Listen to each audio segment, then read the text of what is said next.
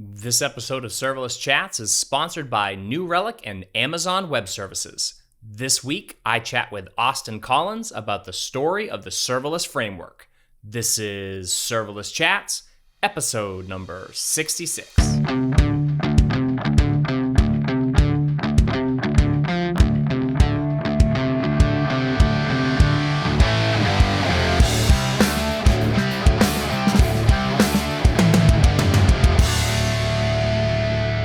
Hi everyone, I'm Jeremy Daly, and this is Serverless Chats. Today I'm speaking with Austen Collins. Hey Austen, thanks for joining me.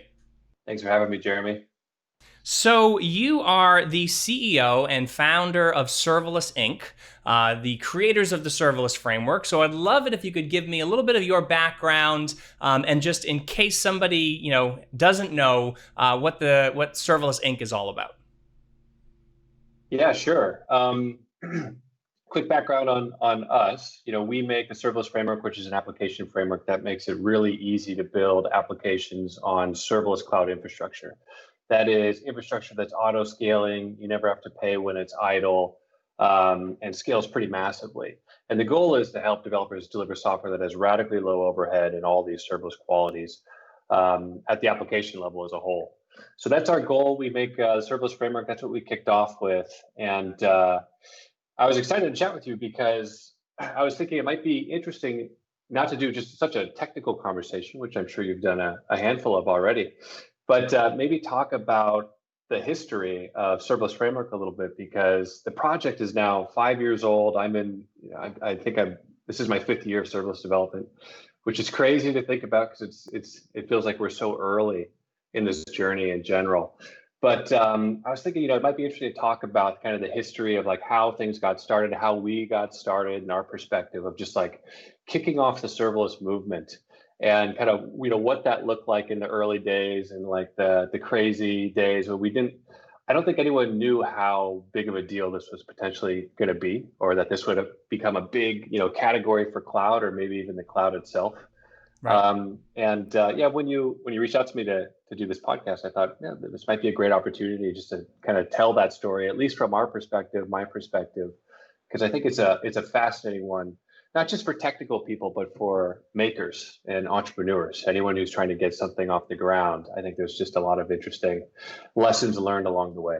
Yeah, no, I think that is something that is really, really important for anybody in the serverless space. And I think anybody who's developing cloud applications today is to look back and see, where we were 5 years ago, because it has dramatically changed in terms of the technology that we have available to us, the building blocks that we have available to us. And also, I think, JAWS, as it was originally, and we'll get into some of that, the original serverless framework, what that was able to do compared to what it can do now, but also compared to what's available now, and just the massive explosion of development tools and observability tools and everything else that has kicked off, open source projects beyond the framework that have kicked off that really have built this amazing community. So let's start there. Let's go way back to the beginning. We're talking 2014, right? Lambda is Lambda is still in preview. Yep. And then what happened? Yeah, that's okay. Going way back, a lot of the credit first goes out to the Lambda team, like the visionaries over there who right, kind of basically disrupted how they do compute over at AWS. Which, I've heard a lot about that story. I listened recently to your podcast with Tim Wagner, kind of talking about the early days of that. But really, like a lot of what we're doing here with Serverless Framework and building out our developer tool suite is just kind of standing on the shoulders of the effort that those people did, which I'm sure was hard, figuring out what that looks like inside of an organization as big as Amazon. And so our story really, I'd say they did a lot of the hard stuff and a lot of the really meaningful stuff. And kind of my story starts right at when they did that announcement at reInvent 2014, when it was in preview. And I was looking around at everybody else, and there was definitely some excitement. And I was just personally so enthusiastic. There's something, it just hit a note in me that that still is driving me to this day and inspiring me to this day to build great developer tools and really capitalize on what the potential I first saw when it came out, and still feel today. Right. And that is like, this for me, it was, I guess I don't know about you, but I actually never got into this to be a developer. That was not my personal goal when I was just getting started. Mm-hmm. Again, I've always felt more like a creative type, to be frank, and more of an entrepreneur. And the programming, the development was kind of a means to an end, but also felt like potentially the greatest skill set to have at a Right. time where the cloud, programming gives you the ability to make anything to solve any problem almost. And I think, a lot of my story and, all the time that's gone into the serverless framework by the same goes for the community members and whatnot. I think there's something similar where the people who are attracted to this are very much product focused. They really care about making things. They care a lot about the customer experience, and a lot of the technology is cool, but to some extent we kind of wanted to get out of the way so we could focus on Right. the customer facing experience. And that's kind of always been a strong theme for me personally. I see that in the serverless community everywhere. We've talked about it a lot. And it was the thing I felt when Lambda first came out, and I got so excited. It felt like for the first time, there was really a technology where I could just put any logic out there and it would run for me, auto scale, and never charge me unless it was running. And so that felt like amazing power. And I was looking around. There's definitely some excitement. It was so early in those days. I think AWS, maybe you remember this better than I do, but they were pitching it as like event-driven code, kind of glue code. And there was no Right. serverless category. There was no serverless buzzword Right. or anything like that. It was kind of just to stitch together, kind of shuttle some data from one place to another, largely from S3, and had very limited use cases at the time. Right. I mean, if you remember all the way in 2015, even once it became generally available, there was no API gateway to connect. So you weren't able to do those web use cases, which again are probably one of the most Oh prevalent yeah. things that serverless is Yep. doing now. Yeah, very limited. And I don't think all the pieces were there. Enough of the pieces were there for people to get kind of the overall vision, maybe how meaningful it was, or at least how meaningful I felt it was. So I went away from that reInvent trying to chat up my network, my colleagues, my friends, and see if they were as excited about this new compute service as I was. And I was thinking, like, what if we take this new compute service and pair it with other infrastructure that has the same auto scaling, kind of never, pay per use qualities? Like, we could deliver software that as a whole has a really low operational cost, right? Almost like these set it and forget it architectures. And that, again, Right. kind of touched on, a theme that I really like, and that's just the ability to build more and manage less, right? And so I was going around in my network trying to raise a lot of excitement about this and just see if people were equally excited. And there was some, again, early days, some people were into it, but not a lot of people cared then. And and so I kind of took it upon myself to see what would happen if you could actually take Lambda and build entire applications on it, and see what that process looked like and see if it was possible. And right at that point, in those like early personal experiments, I ran into the problems of kind of the serverless architecture that we're still dealing with today. And that is that this is a distributed system. At the end of the day, you're actually working with a Mm-hmm. lot of cloud services, perhaps more cloud services than any other architecture out there. Because if you really want to build an application like a web app, you're going to need Lambda, you're going to need to work with IAM, you're going to need to work with API Gateway, you might need to work with DynamoDB, CloudFront, maybe Route 53, a lot more. There's just a lot of stuff in there. And so the value prop was like deliver software that's super efficient, but how do you actually take all these pieces and easily put them together to form a nice application experience that developers would really enjoy? And that's kind of Right. that was the initial problem that set me off on my journey. And I think it's the problem that we still are trying to figure out today. It's like, how do we streamline serverless development and make it as zero friction as possible? So I Yeah. started working on the framework, and this is just a personal nights and weekends project. And at the time, I just moved up to the Bay Area. I was still pretty new. I'm originally from Los Angeles, and I think I was working on another startup at the time and also building out a back-end inventory management system for a larger company. And it was just spec, and this was a personal experiment. And I think that somehow I had published something to GitHub, and Jeff Barr found it.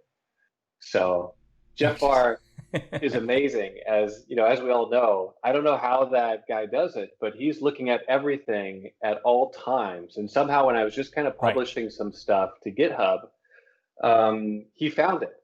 And I don't know. I still don't know how he does it. If he has like an army of interns or something like that. But he found it, and he sent me an email. He's like, "This looks pretty cool. Maybe would you be interested in like talking about this at an AWS event, or us promoting it on the blog or something?" And I was pretty honored because I've been a big AWS fan for a long time, user for a long time, and the Hmm. fact that Jeff Barr was reaching out, based on this thing I was working on over the weekends was so cool. And I told him, I said, well, let me work on it a little bit more and finish it before you kind of push it out to the Jeff Barr audience, right? Because you know how massive Right. that is. And I told him, I was like, okay, give me like a few weeks to really flesh this thing out. So So where were you? Where were you though when you were starting to work on this, right? Because API Gateway came, I think it was in early 2015 or mid 2015. I think it wasn't until 2016 that there was even VPC yeah, support. I mean, there was just all kinds of things that have gotten. I mean, it's really crazy to think back at how limited it was back then to where it is now. And when I first started using JAWS, the original framework, I know that it had API gateway support in there. So that must have been around version 0.4 maybe or something like that. But what was available at that time when you first started building it? not much. I mean, looking around, there's still a lot of some definite challenges there in the architecture, and but way back then it was so much harder. It was crazy Right. hard, and I had done a few versions of this even before API Gateway came out. And there were like I think there was one other Okay. project, I can't remember the name of it, and it was kind of really really strange. Also trying to work around the complexity of using this new infrastructure that was just so raw and early. But there were a few versions that I worked on before API Gateway came out, and then when API Gateway came out, obviously that was the missing piece for one of the major use cases. Now that is the backend APIs, microservices, all that. So worked on it a Hmm. lot, and then API Gateway came out, I think July 2015. I think it was July. Something like that. Yeah, that Yeah, sounds right. and then I did a whole new version of it, and started. I think it was that time where I really kind of honed in on the essence of the framework, and that was okay. There's a lot of cloud infrastructure that you have to work with, and developers have to know about. Now, unfortunately, developers don't really like working with a lot of cloud infrastructure. They like kind of building Right. apps and getting stuff out there as fast as possible, and the least amount of distraction in their flow as they're working on something, creating something. And so my goal was to kind of hide the infrastructure complexity first and foremost. And by the time API Gateway came out, I think that the opinion that was honed in on was that serverless applications are a simple story of functions and events. And it's like that Hmm. is the essence of a serverless application. And that whole idea is how the framework is going to be designed.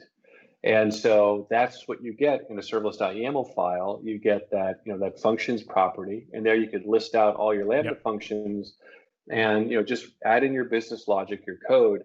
And then there's an events property where you could hook up anything to trigger that function. And while it's a bit strange to define an API as like an HTTP event triggering a function, it just Right. brought order to a pretty kind of chaotic, especially back in those days, type of architecture where the developer could just quickly look at it, understand that story, and with a lot of kind of abstract configuration syntax, the framework also something it did that's a bit different than a lot of other application frameworks is it helps you kind of structure your code, but it also provisions the cloud Right. infrastructure, right? So it's this kind of weird hybrid thing. And the goal was, don't let developers don't make them have to know a lot about the infrastructure. Come out with a nice kind of application model that is, allows you to focus on logic and what triggers that logic to run. Yeah, and I think it's important to note too that that idea of event-driven applications. I mean, that's not particularly new. There were other, when we were doing, even REST or microservices, or we were doing, what's the other thing that I'm thinking of there? Service-oriented architecture, things like that. That you had a lot of events flying around. But building those types of applications were ridiculously complex because you had to have a deep knowledge of this idea of some sort of event bus that was running there. You had to have the individual microservices set up as different components. You had to know all the different ways in which these could communicate. And one thing, and I don't know if the serverless framework deserves credit for this, but I'm going to give you credit for this, was that paradigm shift of saying, I'm a developer, I want to write code. And I just want to think of it in terms of, all right, how does my code get triggered, right? What's the thing that triggers my code? Because if you look at how CloudFormation was structured to do and provision API gateway, I mean, obviously the SAM, which is the serverless application model that AWS came out with, they essentially used what the serverless framework had come up with, that sort of idea of functions and then having the triggers against the functions. So I think that's a really, really good way to think of it, because you're right. Most developers, I mean, I work with a lot of developers, and most of them had no idea what was happening behind the scenes. All they were like is, here's my code, make it run somewhere. And that was throwing it over the wall to a completely different team. And that has, for the most part, especially with full-fledged or full stack serverless applications, that's gone away. Yeah. Yep. Absolutely. Hi, everyone. I want to take a minute to talk about New Relic. I know, when it comes to things like observability and tracing, you're probably thinking I should talk about Datadog, Prometheus, or even OpenTelemetry. And a month ago, I would have totally agreed with you. But New Relic did something a little out there. They literally reworked everything. They've actually been listening when people talk about blind spots, being stuck with a dozen different tools, or getting hit with hidden costs. So first, they went open source, making it so that you can actually instrument whatever you need. Then they made it so you can monitor your whole entire stack in one place, including your serverless workloads. You can use telemetry data from any source for ridiculously cheap, and there's just one UI with all the tools you need. Plus, they completely changed their pricing to a consumption-based model so you can easily predict your bill. Now, I love this pricing model because it scales as my cloud applications scale, just like with serverless.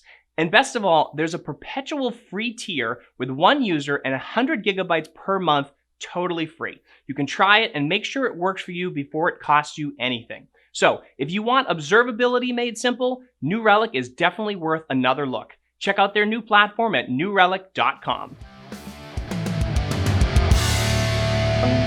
Yeah, it just seemed right at the time. It just seemed like, there was just a lot of chaos, and it needed some simple story, simple way to think about it to bring order to that. And looking back, like even at the time, it was just so weird to, again, define your API like that and stuff. But also, I think we were just so excited about Lambda in general and just its event-driven qualities and whatnot.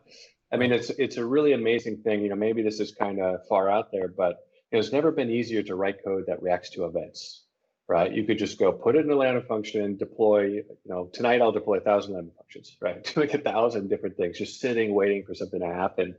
And in some ways, I don't know, maybe that's how humans work. Maybe that's how businesses work. They're just kind of logic sitting there, kind of waiting for events to happen, and then it runs. And this felt like just such a nice natural model that could really scale. And so it felt natural.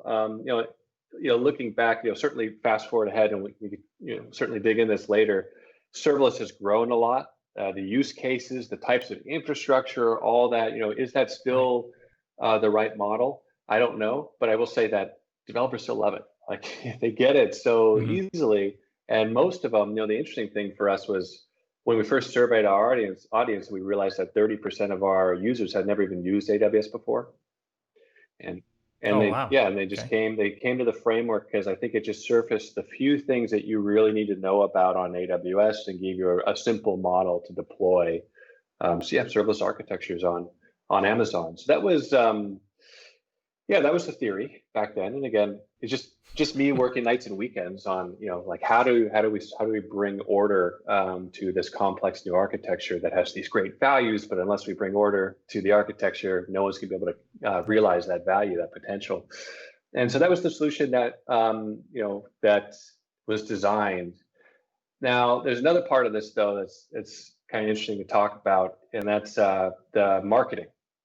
And Mm, this is, marketing. I don't think is something that developers think a lot about, or the cloud industry. I mean, especially maybe more so back then. Now it's increasingly important and whatnot. But my background, I actually grew up outside of Hollywood, and I was always okay. around, growing up. I'm a self-taught programmer, but I was actually hanging around a lot of screenwriters and directors Hmm. and people in the film industry. And I had learned so much from them around designing product for emotional impact. And that is, taking something and wrapping it in a story.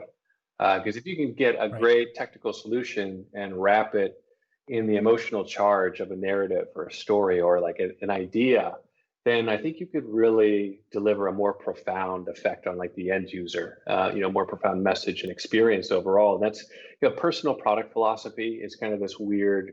I had this weird hybrid of being around that culture while also being an engineer. And now I think a lot about that in terms of how you bring products to market and whatnot. But looking back, I say that was an equally important, if not more important, piece of this whole thing. And because I spent Hmm. probably just as much time trying to come up with this architect, this framework and this technical solution, Right. as I did, designing some marketing and whatnot. So hence, for those who don't know, the Service Framework was originally called JAWS, and it had Hmm. this cool shark mascot icon, and the big bold all caps JAWS text. And I had recycled that branding from another project. I'm also my background's in design, motion graphics, and I had recycled that branding from another project. But I guess I was kind of trying to find a way to embody how big I felt this architecture was and this Mm, framework was, right? I was trying right. to like personify it in a way that felt like a blockbuster. And Jaws was kind of like one of the original blockbuster films way back in the day, and Sure. I wanted to felt like a big deal. And so, I taken some of that mascot, the branding, all that stuff, and wrapped it in this, this cool experience. But the last piece of that, probably the most important piece of that, was the term serverless, right? Because these Hmm. days, the word was not really around at all. Like, no, it's still Lambda was Right. event-driven code, glue code, and but I had read while I told Jeff Barr, I was like, okay, give me a few weeks or something, and let me try and figure this out. I had read a blog post on the Amazon Compute blog from Tim Wagner, and it was the first time I ever saw the serverless uh, buzzword, but the Yeah. serverless word in general. And he had wrote in there, like right buried in the middle of the blog post, there was one sentence, and that was, you could use AWS Lambda to build entirely serverless applications. And as soon as I saw that word, I thought, that's a great word. I love that. I'm not Right. sure what it means. Right? Right. I don't think we know what it means Yeah. now, but sure. That's a whole other podcast debating that, right? Right. Exactly. But the developer in me, the maker, the person who just Hmm. wants to hopefully build cool things one day. I love that word because it meant to me like the technology Yep. that kind of gets out of your way, and less management, all that stuff. So I loved it, and I started putting it with the JAWS branding all over the project. So and I totally admit a lot of over the top propaganda, right? Hmm. So it was JAWS, the monstrously scalable serverless application framework, was kind of the tagline with the shark icon, and he's like coming out of the water trying to Right. take a big bite of the text. And then on the GitHub README, there were some badges: 100% server free, no servers guaranteed, and because we're kind of this badge oriented society, right? Where we're looking at GitHub Right. repos, okay, does this have all the badges I need? And you're at the market Exactly. looking at all the badges on the product. So, and it was just over the top. It was fun. Like it was, I Yeah. wasn't really thinking about anything kind of later down the road. And so before I had a chance to even talk to Jeff Barr, I did the typical Hacker News post, right? Mm-hmm. So that was like on a Tuesday. I was about to go out to lunch, and before I did that, I thought, before I send this over to Jeff, I'll just put it on Hacker News real quick because it'd be great to Sure. get some feedback before, Jeff Barr's audience and the AWS audience, hear about this. And I posted it, and I just walked away. Had a sandwich someplace, and came back, and it front page immediately. Tons of Yeah. upvotes, a ton of like enthusiasm. People were going. They're pretty excited about it, and had no idea this would happen or anything like that. It wasn't kind of orchestrated. It was just such a casual thing, and literally overnight, it caught on, and it just kept picking up momentum like nothing I've ever Yeah. seen before. And I know you're a fellow entrepreneur and developer, and I built so many things before this, right? So many Right. projects, right? Behind every successful project, there's like 100 skeletons of Absolutely. projects. And Right. sometimes sometimes I think there's the notion of product market fit, and sometimes Mm-hmm. maybe you get lucky, and I think luck has a lot to do with it, timing, all that. You Absolutely. just hit the nail on the head, and it works, and all of a sudden, like it when you see it, it really takes off and starts to form a life of its own, and it kind of almost Right. becomes beyond your control. And it was just like that. And it was a totally phenomenal experience. And so I had two questions for you. One, did JAWS stand for something? Yes. So one of the projects I had recycled the branding from was just the JavaScript AWS framework was the goal. So I'm a big JavaScript fan, and there was never, at the time, there just wasn't a good application framework for AWS, something that could just help developers be productive on AWS with, again, not knowing Mm-hmm. a lot about the cloud infrastructure. It's kind of a big theme of mine, and especially for the JavaScript community. So I had kind of designed a JavaScript application framework, but it was really early. I think I just worked on the branding and kind of got caught up with that Yeah. before the project was there even. So Sure. it was the JavaScript application framework. But then when Lambda came out, recycled the branding, all that, and I kind of ditched the acronym because it wasn't. It wasn't as important. Right. Hi, everyone. I want to take a moment to thank our sponsor, Amazon Web Services. Whether you're a startup, SMB, or enterprise, AWS is building serverless for everyone, and there's no better place to find in-depth serverless articles than on the AWS Compute blog. You'll find tons of great posts from all your favorite serverless developer advocates and engineers at aws.amazon.com/blogs/compute. There are two recent articles that I wanted to highlight. James Bezic has a great post on using Lambda layers to simplify your development process, which you can find at serverlesschats.com/AWS Lambda layers. And Rob Sutter has a post about a new feature that introduced larger state payloads for AWS step functions. And you can find that at serverlesschats.com/AWS state payloads. Find these and other great posts on the AWS Compute blog and learn how to get started with serverless and build more with less code. So then my other question is, when did you buy serverless.com? Okay. Yeah. So. Or am I jumping ahead too far? No. This is a great question because it kind of starts going into the going from JAWS to Serverless Framework and establishing the company, of course. So I think after that initial Hacker News post, things I picked up a lot. And I was working hard just to promote it and get it out there, and people were really excited to hear about it. So I was doing a lot of events. I was in San Francisco. AWS has one of the AWS lofts here, and I was kind of I was demoing the framework almost every week.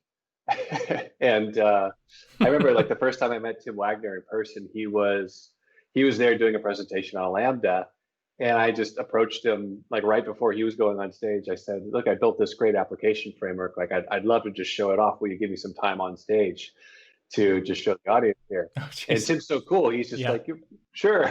And I was pretty excited. You could probably tell the enthusiasm. And he probably had a hard time saying no to me at that point because I was just so pumped at everything about this Right. project. And so he let me on, and I presented there a lot, and also reInvent too. The Lambda team, Tim and Ajay, and they told me at the last minute, "You want to go present at reInvent?"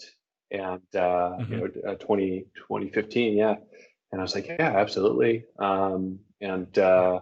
I had even done one other cool kind of maybe growth hacking thing, and or maybe just something that came from my unconventional background, but I had put together a Jaws serverless framework movie trailer, and I Oh, don't know if jeez. you've ever seen it.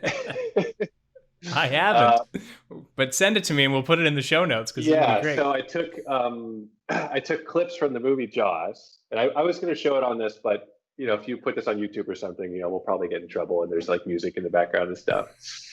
And it Okay. was like I just took clips from the movie Jaws and I put these titles like serverless framework is coming for your infrastructure, intercut with the clips of like the shark from the movie, like underwater. You just see Right. people swimming. You never see the shark, which is Yeah. the early brilliance of Spielberg when he was making that movie. But you just see the innocent victim, shark Right. POV and stuff. And I had posted that before reInvent, and I was so excited.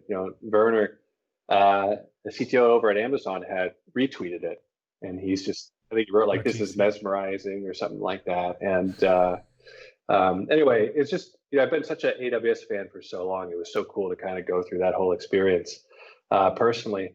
And so, however, at the same time, when this thing was picking up some momentum, that was when, I don't know if you remember, but there was also equal amounts of kind of shade and doubt and being thrown at this whole kind of burgeoning kind of serverless movement thing. And there was, Right. I totally think, well, first off, like first time I posted the framework on Hacker News, I think like the first comment or something was, "This is a horrible idea." So, and I think that's how they say hello on Hacker News. But Right. Exactly. If you don't get criticized on Hacker News, I mean, what's the point? exactly. And so, some skepticism on about the product and the project, and whether it would actually, work for real world use cases, which is, par for the Hmm. course if you're building out something new. And, also early days, like, back then, cold starts were more of an issue. It took the Sure. whole architecture to kind of get out of that cold start kind of fear, uncertainty, and doubt territory. And now we hear Right. about that less and less. AWS has done such a great job. All the other infrastructure providers have done such a great job to reduce that cold start.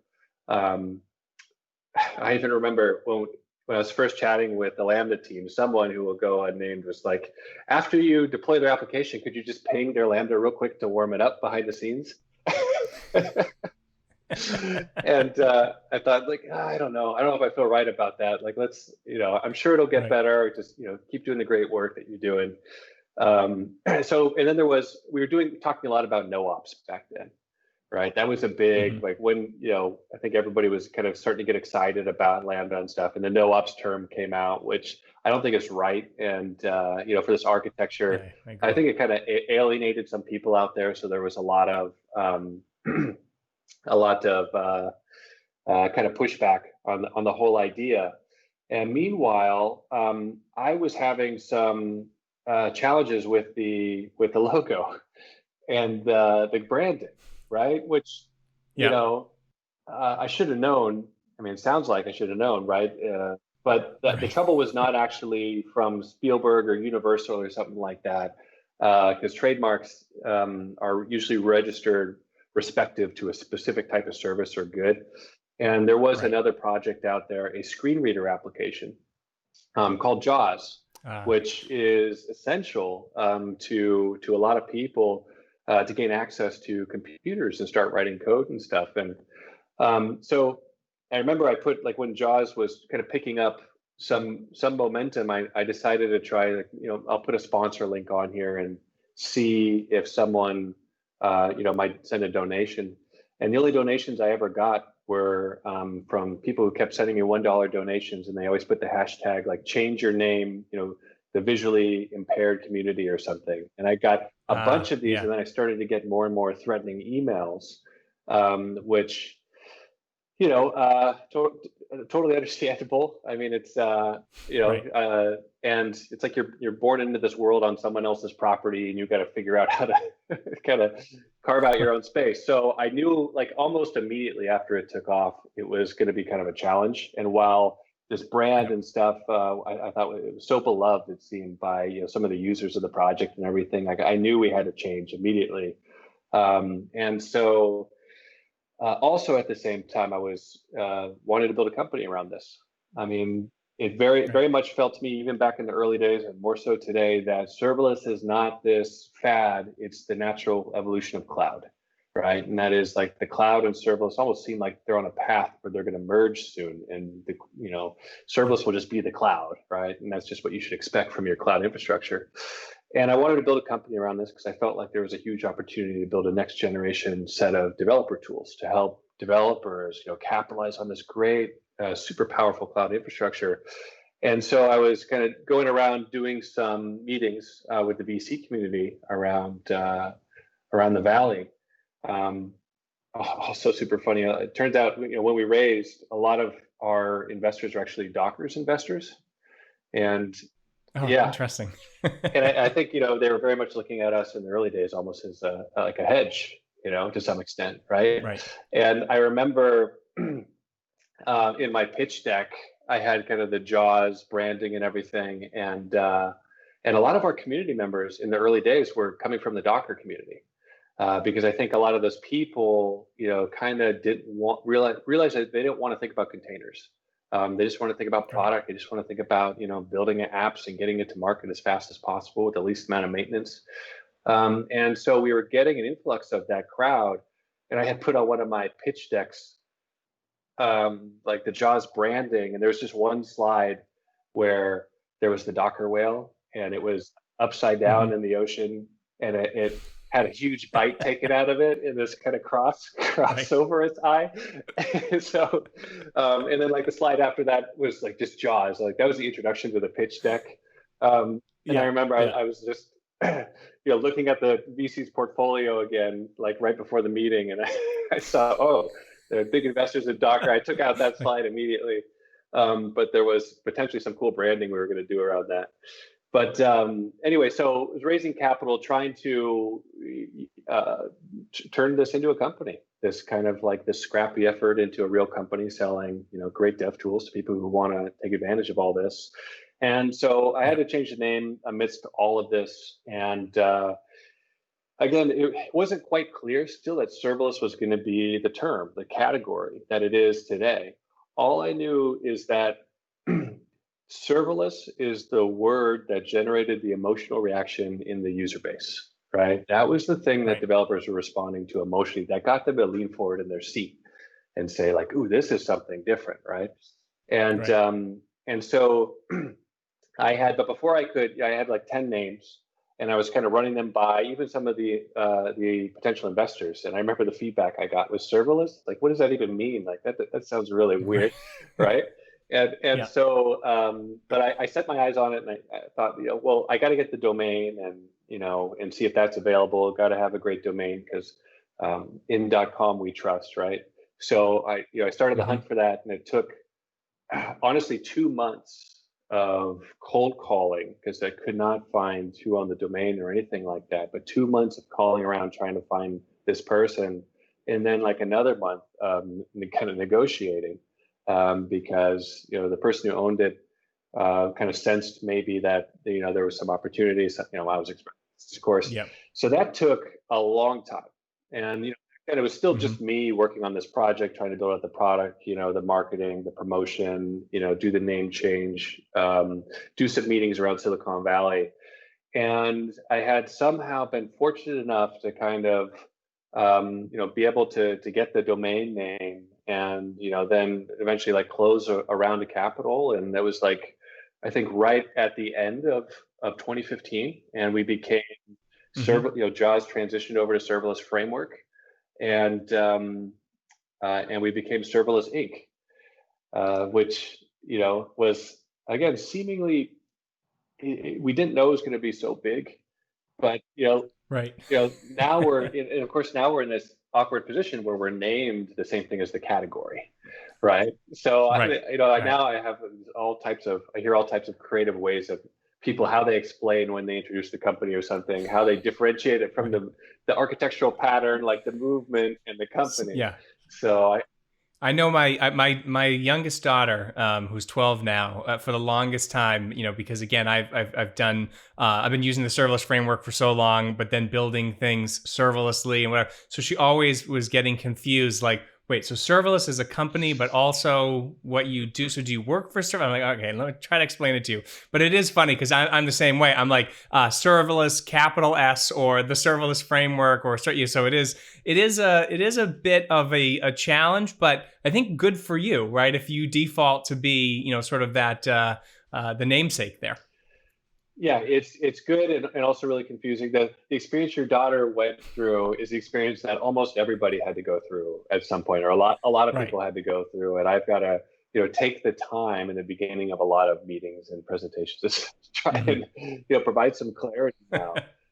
So it's Right. very interesting. But yeah, that was always the word to me, and it was just based on, I think, something to do with my background, thinking about how you design products for emotional impact, and always looking at where what really generates excitement in end users at the end of the day. And it was that word, and I never forgot the first time I read it. The credit goes to Tim Wagner. That's how I felt the first time I saw it. I don't know when you saw the serverless word for the first time. Do you remember? It's funny. I honestly don't remember. I do remember that in early 2016. So that must have been just as you were making that transition, because I started using JAWS. I don't remember when I found out about JAWS. Must have been late, because I had already started using Lambda. I'd already started playing around with Lambda as soon as it became GA. I wasn't paying attention to the reInvent stuff, and so I didn't know about it in 2014. But then once it became GA, I started using it, and then it was later on that year that I discovered JAWS, and then I continued to use JAWS though up and through the beginning of 2016. It wasn't until I think you switched over to the version 1 that you changed it to serverless. The history is just, again, so much has happened in 5 years. It's hard to keep track of all that stuff. But I don't know when the term serverless made it into my mind. It's sort of like, but I think you're right though. It was exciting. It seemed like something different. Like it was a different category of things. It wasn't event driven. It wasn't SOA or whatever. It was something that was like its own category. Yeah. Yep. Yeah, it's amazing. It's been 5 years and all this stuff that's happened since. But yeah, that's the story behind the domain and the name, and all the things that kind of led up into just transitioning from JAWS over to that. And it's just looking back now, I mean, it just seems now serverless is like such a massive category. A lot of vendors in this space. Every major public cloud provider has a serverless compute offering. It's just that part of it was just a wild, surreal experience. All right, so now we're into like 2016 at this point. I think it was still JAWS at that point or whatever, but you started building a company around it. You started getting some other people involved. You made the original, you made the massive faux pas of community projects where you changed it to non-backwards compatible when you went from 0.5 to v.1.0 or something like that. I remember being so angry at the time, like, why are they doing this? I've written so much now in the old format. And then as soon as the new format came out, I absolutely fell in love with that. So no problems there. But so what was that? What happened there? Like, how did it start as a company? When did you start bringing people on? And when did you start growing this thing? It's so funny that you brought that up, because I still, we still get grief for that. Like after, it's been years. That was 2016. Now, right now it's 2020. Certainly a lot of other stuff going on in the world, but I'll still hear from someone back in the day, I can't believe you did a breaking change, right?